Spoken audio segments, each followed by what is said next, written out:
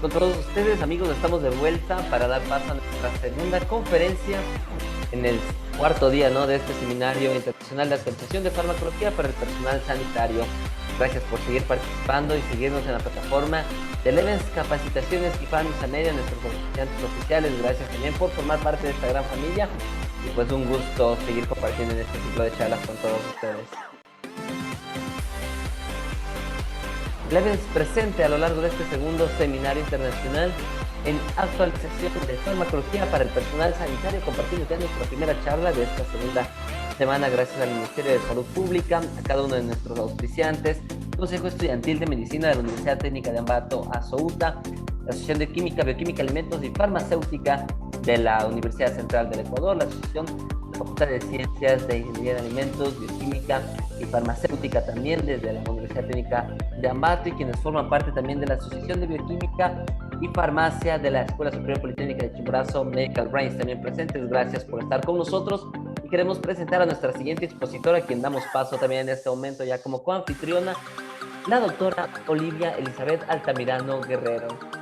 Conozcamos su trayectoria. Ella es médico general graduada en la Universidad Central del Ecuador, especialista en endocrinología en el Instituto Nacional de Endocrinología de La Habana, autora de artículos científicos y ponencias en eventos académicos, además de ser miembro activa del Colegio Médico de Tungurahua, docente de medicina en la Universidad Autónoma de los Andes y médico especialista en endocrinología en el Hospital General Docente de Ambato.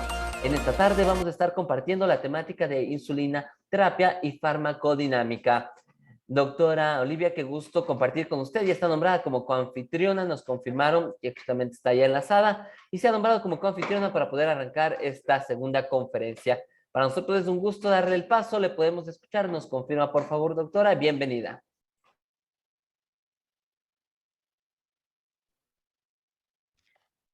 Buenas noches con todos. Soy la doctora Elizabeth Altamirano. Es un gusto para mí poder exponer en este tan prestigioso evento, en lo cual concierne parte de mi docencia, que es endocrinología, y en cuanto corresponde al estudio de la insulina. Si me permiten compartir pantalla.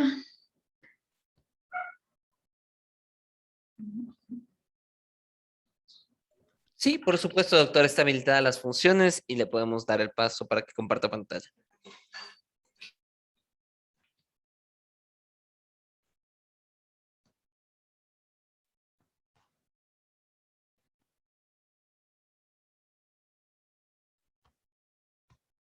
De pronto se puede ver, no sé. Sí, efectivamente, si nos lo ayuda compartiéndolo en pantalla completa, nada más, por favor, muchas gracias. Ya un momento.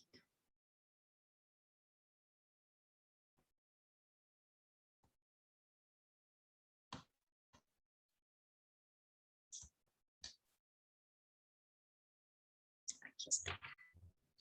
Bueno, nuevamente me presento. Mi nombre es Elizabeth Altamirano, docente de la universidad, anteriormente de la Universidad Técnica de Ambato, actualmente de la Universidad Autónoma de los Andes. En el momento es un gusto compartirles con ustedes un tema de gran importancia, como es el estudio de la insulina, su farmacodinámica. Bueno, como preámbulo o introducción, todos recordamos que anatómicamente el páncreas cumple con dos funciones, una parte endocrina y otra parte exócrina, en lo que corresponde a la parte endocrina, con la secreción de insulina derivado a su vez de las células beta pancreáticas, que corresponde al 60% del contenido de las células. Secreta insulina, las células alfa, glucagón, y las células delta, somatostatina. ¿Ya? Recordamos también que la insulina se encuentra en el gen que se encuentra en el brazo corto del cromosoma 11. Esta, a su vez, todo tipo de hormona va a tener su formación o su síntesis en bioquímica, como es una preprohormona, una prohormona y finalmente la hormona. Así tenemos que a nivel del núcleo empezamos con la traducción del ARN mensajero. Este va a ser el precursor de una preproinsulina, este se va a incidir a nivel del retículo endoplásmico rugoso de la célula beta pancreática, transformándose así en una preproinsulina que a su vez se va a migrar a los gránulos el aparato de Golgi, en donde por acción enzimática va a dar origen a la insulina. Esta está formado por una cadena alfa, otra cadena beta y adherido también al péptido C. La función del péptido C aún no está claramente estudiado, aún no se registra la acción que cumple este péptido. La insulina, a su vez, es una hormona anabólica que va a tener su efecto en función tanto en el metabolismo a nivel hepático, muscular, tejido adiposo y tejido esquelético. ¿Ya? Nuevamente les menciono que bioquímicamente está formado por su preprohormona, conformado por 110 aminoácidos. Posteriormente, su proinsulina, que forman 86 aminoácidos, que incluyen la cadena alfa y beta.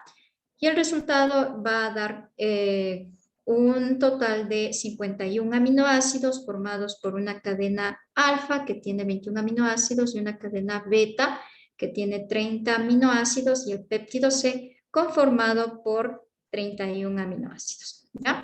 Aquí en forma esquemática podemos ver que a nivel del núcleo observamos la producción del ARN mensajero para la producción de preproinsulina. Posteriormente, en el retículo endoplásmico rugoso se sintetiza la proinsulina, que está fragmentado por la acción de enzimas microsomales, y al llegar al aparato de Golgi se empaquetan en proinsulina, en productos de secreción recubiertos de insulina. Entonces vamos a tener que estas vesículas formadas van a tener las dos cadenas alfa, beta y el péptido C, y posteriormente se fusionan con la membrana citoplasmática para expulsar lo que es la insulina.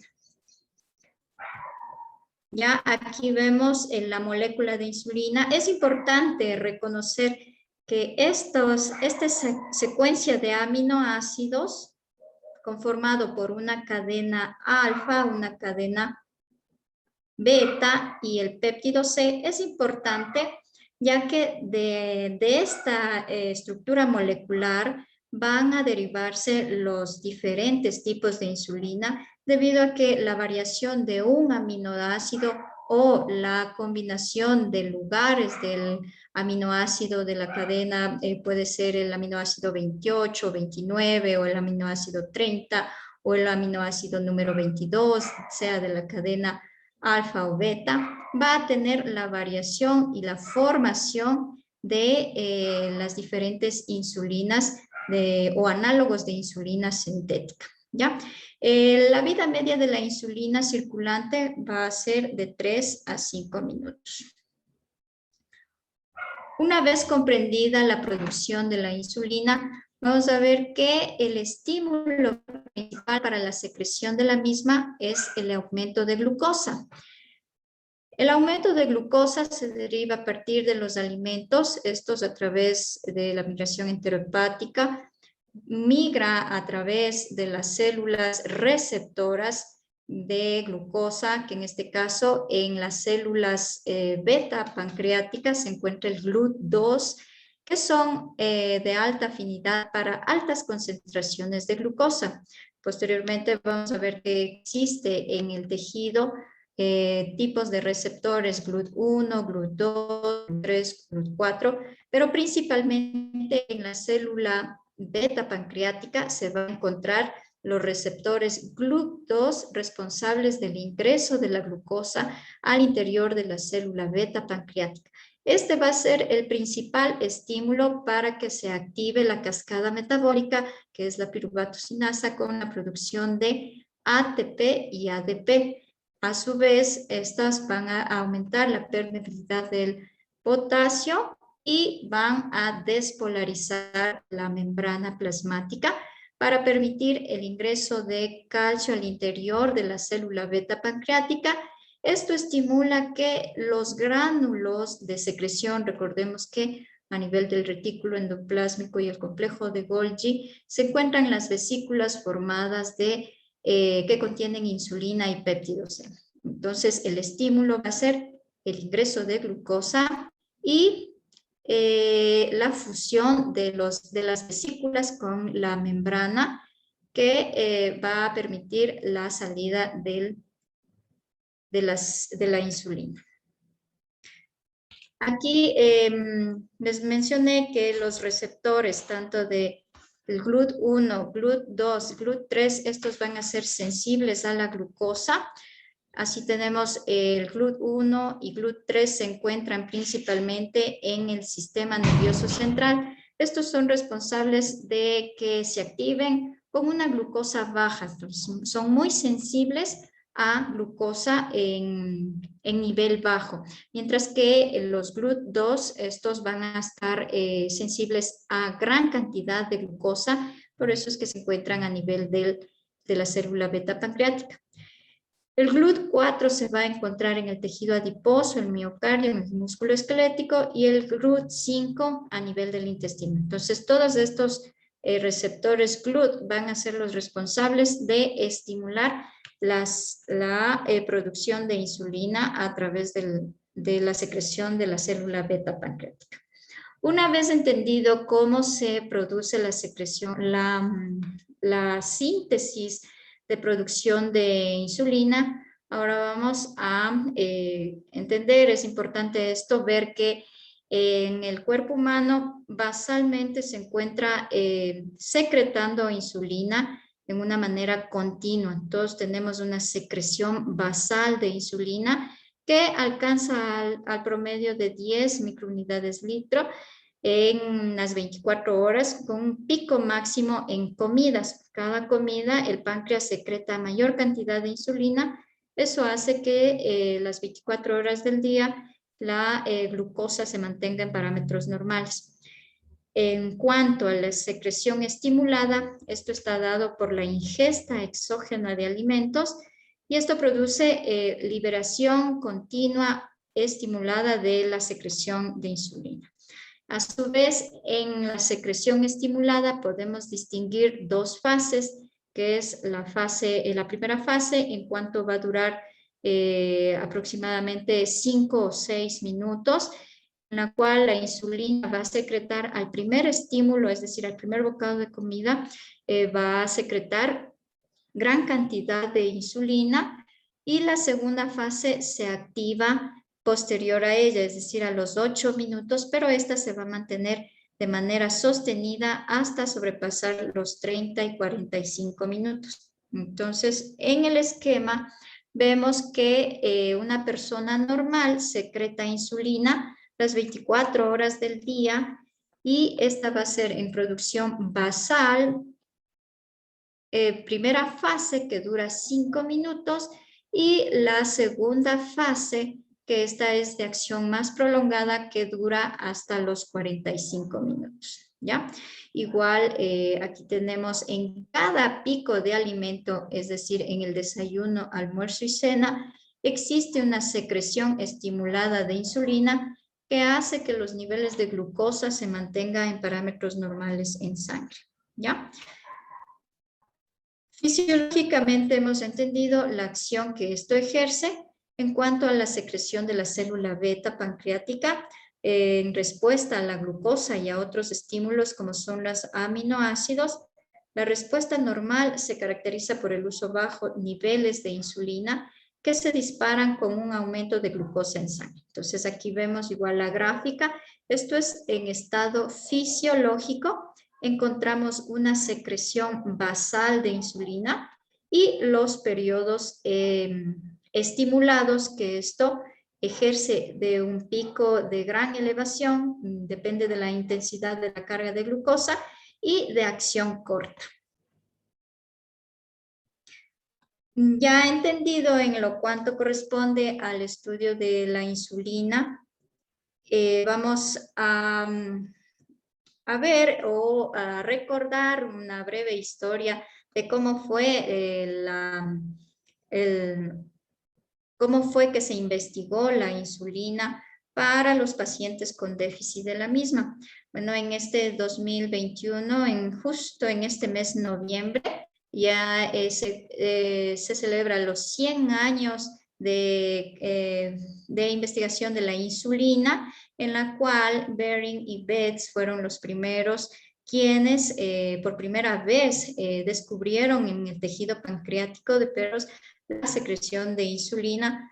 En estos pacientes ya en el mismo año fue que se usó la insulina humana en el primer paciente que fue Colin, y posteriormente en 55 ya fue creándose las diferentes análogos de insulina, es decir, que fue la primera hormona en donde se descifró la cadena total de aminoácidos.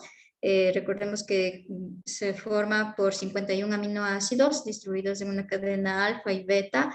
Ya se definió la secuencia de aminoácidos completamente para la producción o síntesis de insulina sintética o análogos de la insulina.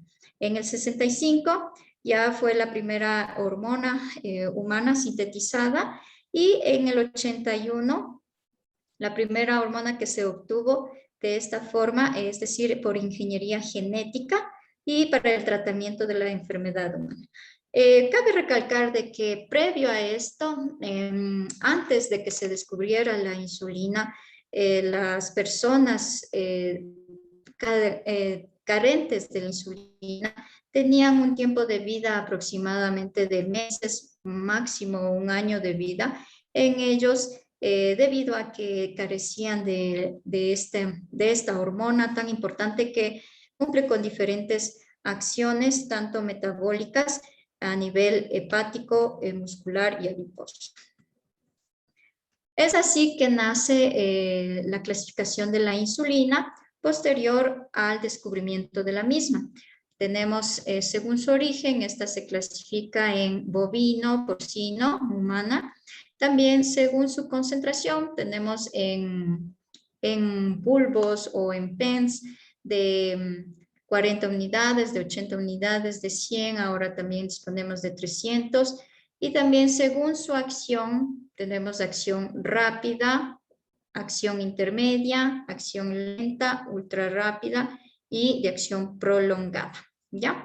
Entonces, ¿qué sucede en el paciente que ya tiene la patología, como es en el déficit de insulina, como los pacientes que cursan con diabetes tipo 1, que es el déficit absoluto de insulina, mientras que los pacientes con diabetes tipo 2 cursan con un déficit parcial, pero el tiempo de evolución menciona ya que en estos pacientes, al cursar los 10, 15 años de evolución de su enfermedad, pierden la producción de insulina, por lo tanto, estos pacientes son candidatos al uso de insulina sintética. ¿Ya? En los sujetos sanos, vemos que la producción de insulina siempre va a mantener una producción basal que sobrepasa las 10 unidades de insulina, con picos en cuanto corresponde a las 3 comidas, desayuno, almuerzo y cena. En el paciente con diabetes con déficit de insulina parcial o absoluto, en la DM1, que es déficit parcial, vamos a tener un incremento de la glucosa, mientras que en los pacientes con diabetes tipo 1 va a haber alteración tanto en los picos como en la producción basal. ¿Ya? ¿Cuáles son las insulinas disponibles? Tenemos las insulinas humanas, las que se disponen en el Ministerio de Salud Pública, que son la intermedia, o denominada NPH, que es la Neutral Protamidine, y la rápida o regular. Los análogos de insulina, que estas ya son con menos efectos adversos contralaterales, como son de acción ultra rápida, la lispro-asparaglulicina, y de acción lenta, la glargina, determir y la degludec. Cada una de ellas con su acción farmacológica correspondiente al tiempo de acción. Así tenemos las ultra rápidas, como su nombre lo menciona. Ultra rápida empieza su acción a los 5 minutos con un pico máximo a los 31 horas y una vida media hasta las 4 horas, ¿ya? La regular, que también es la insulina rápida o cristalina, que tiene su acción de 15 a 30 minutos, su pico máximo a la hora y su acción hasta las 6 horas, 6, 8 horas, ¿ya? La NPH, que es la insulina de acción intermedia, que tiene su inicio de acción a las 2 horas, un pico máximo de 6 a 8 horas y su vida media de 12 a 18 horas. Posteriormente tenemos las insulinas de acción prolongada, que es la Determir, la Glargina y la Degludec, que la Glargina no tiene pico máximo, esta se presenta en una meseta, dura 24 horas, y su inicio de acción a 1 o 2 horas, y la Degludec, que esta puede durar hasta 36, 40 horas. ¿Ya? Esto es en el tiempo de picos y vida media de las insulinas. Aquí tenemos en un cuadro resumen cómo nos distribuimos con la acción de las insulinas. Primero disponíamos de las insulinas humanas, como son la NPH y la insulina rápida o cristalina, Antrapid, su nombre comercial, y las ultra rápidas, la Lispro, Aspra y Grulicina, con su tiempo de acción a los 5 minutos, un pico máximo de 1 a 2 horas y su vida media hasta 3 y 4 horas. La NPH, igual en tiempo de acción de 2 a 3 horas, pico máximo de 6 a 8 horas y vida media de 12 a 16 horas. Las de acción prolongada, Glargina, Determir, que actúan a nivel de 1 o 2 horas, no tiene pico máximo, es decir, se mantienen en meseta.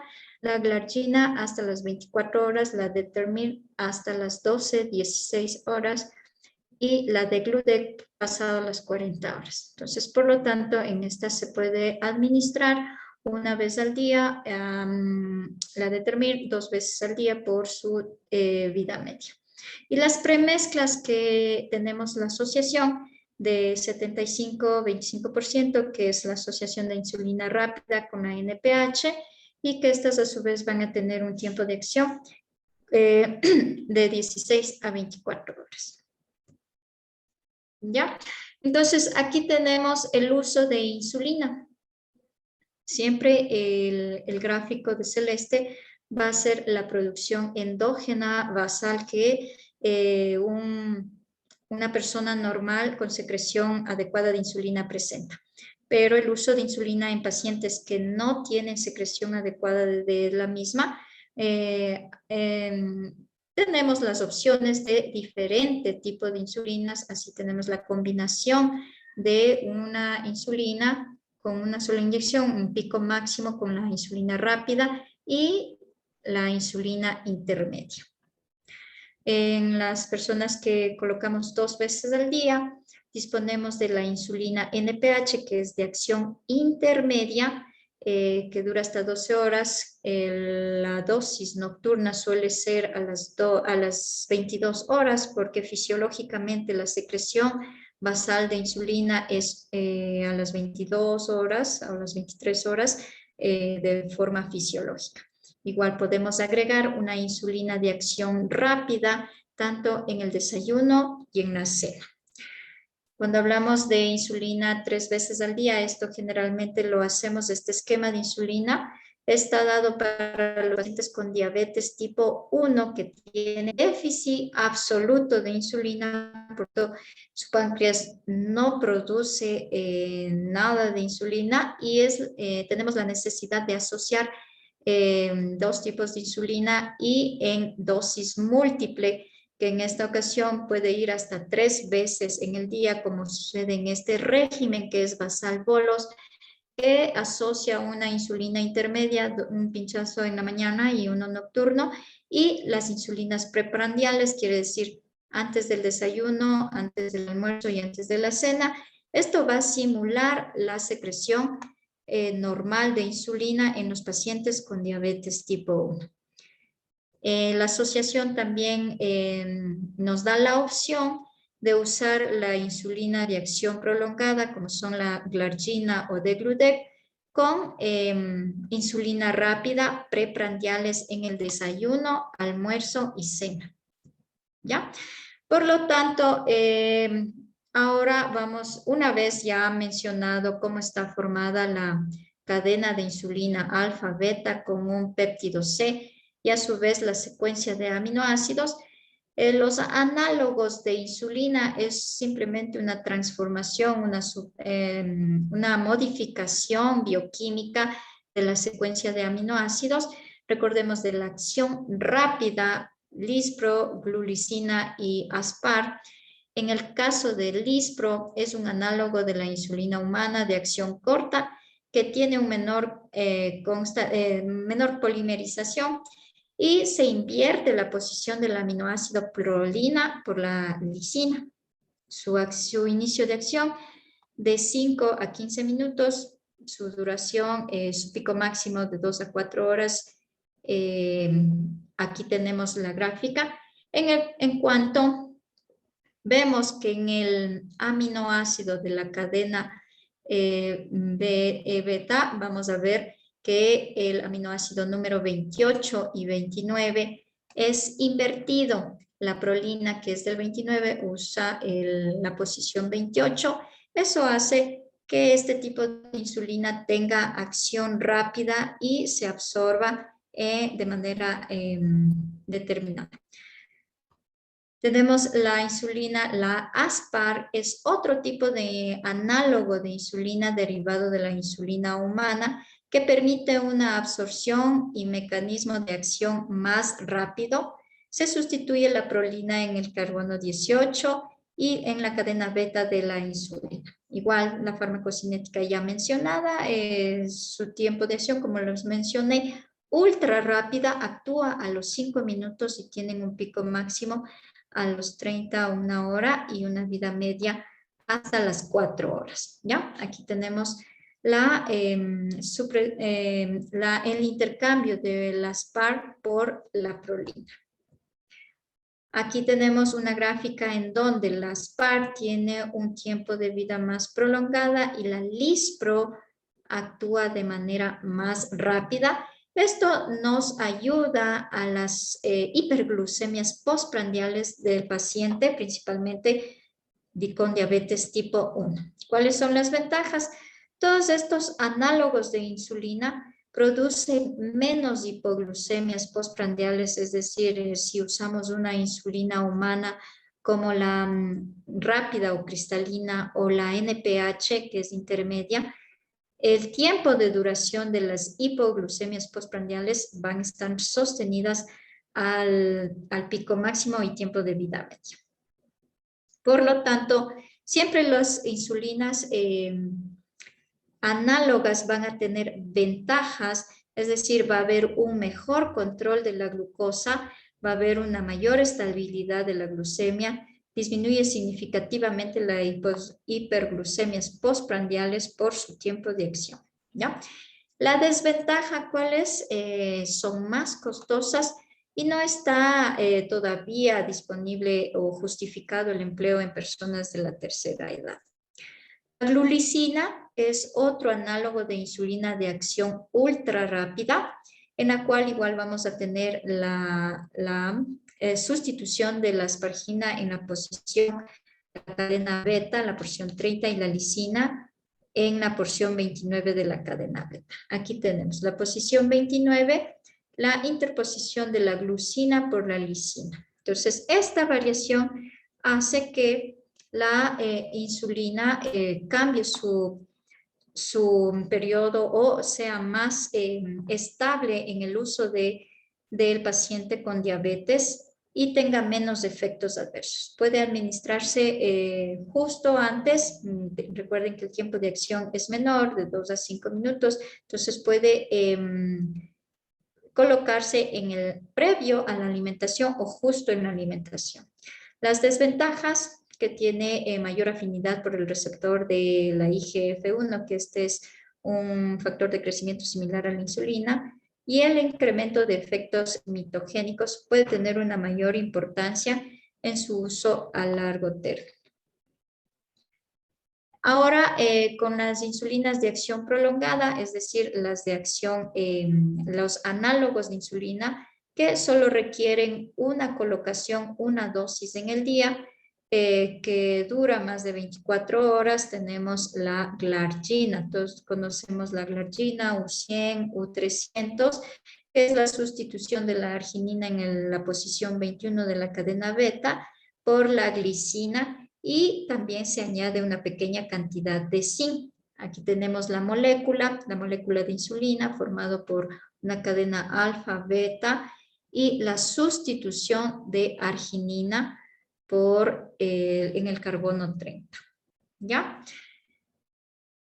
¿Qué ventajas tiene? Bueno, igual se mantiene, no tiene pico máximo de acción, sino una meseta que dura 24 horas del día.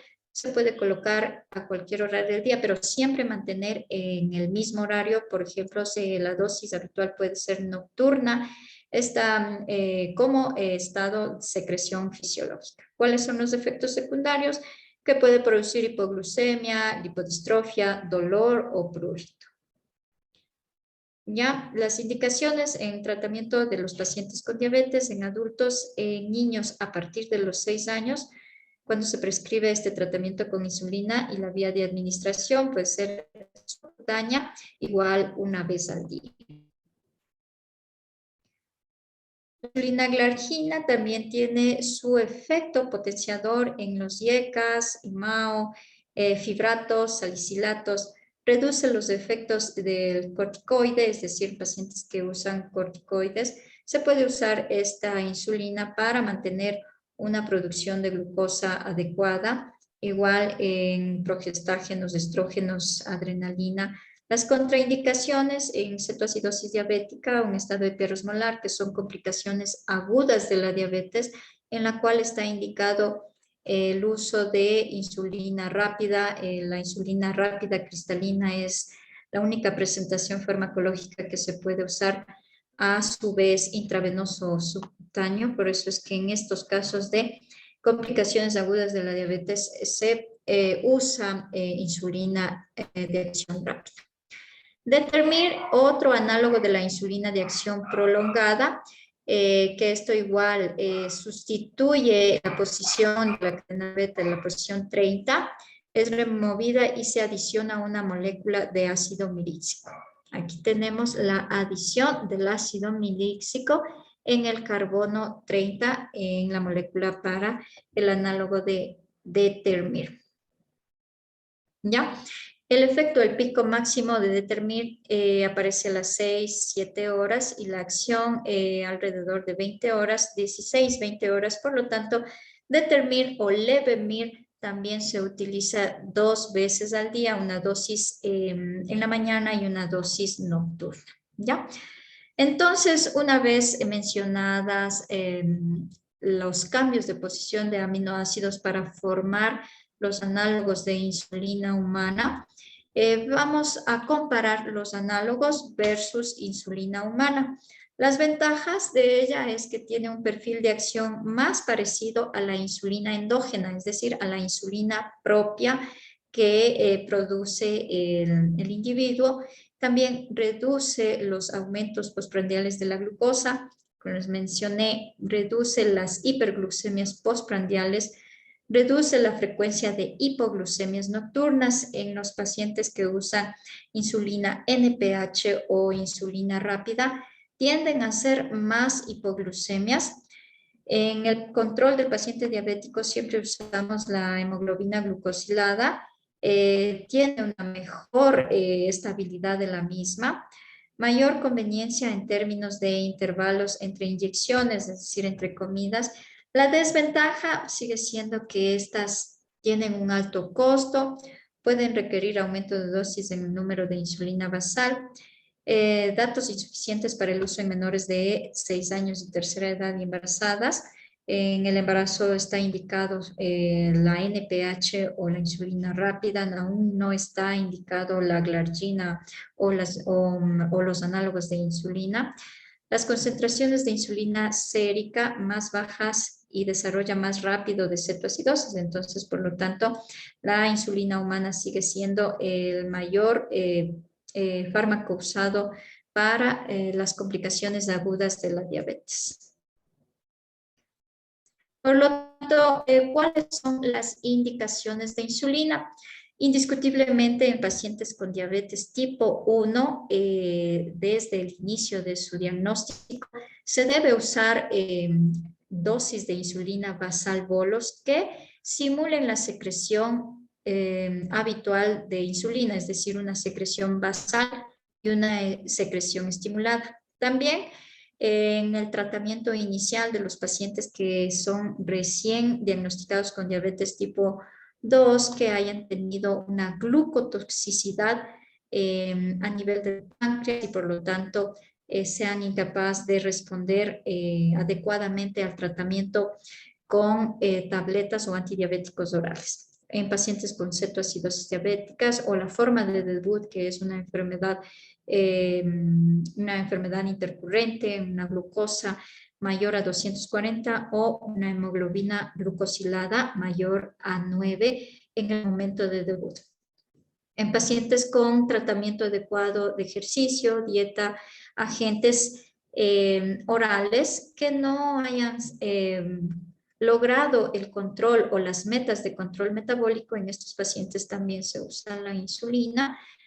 En pacientes con hiperglucemias sintomáticas con o sin niveles de glucosa o hemoglobina glucosiladas fuera de meta, en personas con diabetes tipo 2, depende del tiempo de evolución. Un paciente con diabetes tipo 2 de larga evolución, pasados los 10, 12 años, también sus reservas de insulina endógena se agotan, por lo tanto, el uso de insulina en estos pacientes está indicado. Ya el mal control metabólico sostenido a pesar del tratamiento que se ha establecido en el paciente y la cronicidad de la enfermedad en pacientes con insuficiencia renal crónica. También recuerden que después de un filtrado glomerular inferior a 30 se debe limitar el uso de antidiabéticos orales, por lo tanto el uso de insulina está indicado en estos pacientes. Cuando presentan comorbilidades, insuficiencia cardíaca, los antidiabéticos orales no se debe usar en dependencia del filtrado glomerular.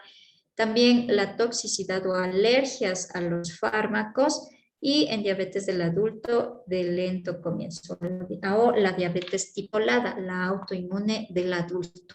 ¿Ya?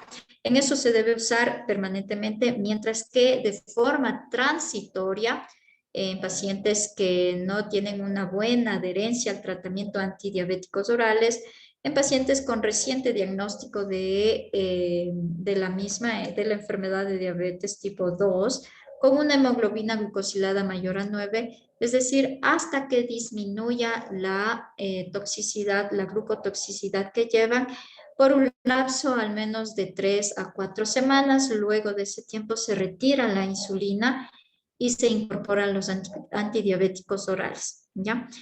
En pacientes que han perdido rápidamente peso, como menciono, la insulina es una hormona anabólica, por lo tanto disminuye la pérdida o el consumo excesivo o el catabolismo de la misma. En alergias a las tabletas, en infecciones, en pacientes que ingresan a cuidados intensivos, están intubados, igual se les maneja con insulina, o sea, puede ser rápida, intermedia o de acción prolongada en dependencia del estado del paciente.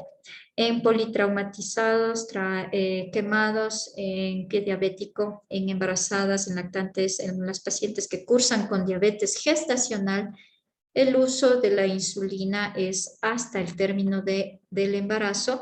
Posterior a ello se le puede orientar en el uso de antidiabéticos orales en la lactancia, en el caso de que haya una reacción a los antidiabéticos orales, y el uso de fármacos inmunosupresores, antineoplásicos o insuficiencia renal o hepática. Esos son los usos que se debe dar de la insulina. Eso es cuanto les puedo orientar en el uso de la insulina, tanto de acción ultra rápida, media y prolongada, en cuanto a la biosíntesis, la farmacocinética que éstas mantienen. ¿Alguna pregunta? Doctora, muchísimas gracias por haber estado con nosotros. Vamos a pasar a la sección de preguntas para verificar cuáles son las dudas que de pronto pueden tener nuestros participantes. Mientras tanto, si nos puede dejar un mensaje final para ir cerrando esta conferencia que hemos compartido con usted, ¿cuáles serían esas últimas palabras que nos pueda compartir, doctora? Bueno, hablando de la insulina, es el fármaco ideal para el paciente con diabetes de difícil manejo, principalmente en los pacientes diabéticos tipo 1, que de entrada la prescripción farmacológica es insulina, mientras que en los pacientes con diabetes tipo 2 que se niegan al uso de insulina, pese a su tiempo de evolución de la enfermedad pasada los 10, 12 años, ya cuando sus reservas pancreáticas de producción propia de insulina están agotadas, no hay fármaco ideal que disminuya las complicaciones crónicas de la diabetes, que es la insulina. Por lo tanto, la orientación debe ser la educación al paciente en cuanto al uso de la insulina y sus beneficios que tiene. Muy bien, muchísimas gracias, doctora Elizabeth. Vamos a verificar. No tenemos por el momento inquietudes. Muchísimas gracias por haber estado con nosotros. Bueno, vamos a verificar también nuestras distintas plataformas en donde nos encontramos en vivo y en este momento también transmitiendo en vivo para nuestras distintas plataformas. Vamos a verificarlo y pues gracias por haber estado con nosotros, doctora. Mientras también verificamos en donde nos encontramos para nuestra transmisión directamente por Facebook Live. Vemos y verificamos si tenemos alguna inquietud. Nos tomamos, por favor, solamente unos minutos mientras verificamos. Y por el momento no tenemos inquietudes, doctora. Estamos, como le comentaba, justamente en la parte final. Y de esta forma, pues, bueno, nos estamos despidiendo. Gracias a quienes nos están siguiendo por cada una de nuestras plataformas. A la doctora, pues, agradecerle. Será hasta una próxima oportunidad, doctora Elizabeth. Y de esta forma estamos cerrando esta segunda charla, arrancando la segunda semana de conferencias en este magno evento. Pues será hasta una próxima oportunidad a la distancia. Un abrazo y muchísimas gracias por haber estado con nosotros, doctora Elizabeth. Hasta una próxima. Muchas gracias. Buenas noches. Y de esta forma estamos finalizando la segunda conferencia. Vamos a tomar unos minutos de receso para luego dar paso a nuestra siguiente exposición, 7:10 minutos, con el doctor José Marcelo Ortiz Jiménez. Nos estamos viendo dentro de poco, queridos amigos, y pues es un gusto compartir este segundo seminario internacional de actualización de farmacología para el personal sanitario. Recordarles que se encuentra habilitada nuestra promoción exclusiva para todos quienes accedan y se certifiquen en este evento. Tienen acceso directo a nuestro webinar Cáncer de Mama, etapa temprana y cirugía oncoplástica. Gracias a todos ustedes, amigos. Bienvenidos a esta su casa, la plataforma de Levels Capacitaciones. Nos enlazamos dentro de poco y nos quedamos también en vivo para nuestra transmisión por Facebook Live. Nos quedamos aquí en Zoom. Tenemos estos 10 minutos de receso para dar paso luego a nuestra siguiente conferencia. Para las personas que están en la retransmisión, le pueden dar clic al siguiente video y seguir aprendiendo en la plataforma de Levels Capacitaciones. Gracias.